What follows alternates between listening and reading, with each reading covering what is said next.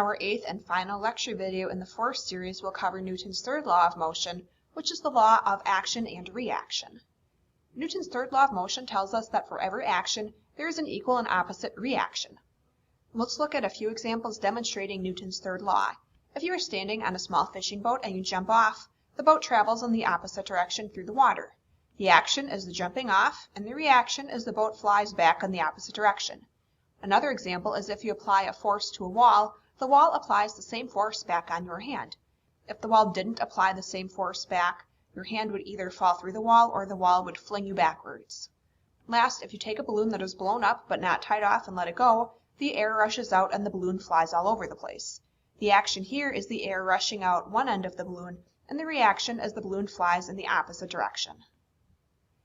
Now that we understand Newton's third law of motion, a force diagram should make a little more sense.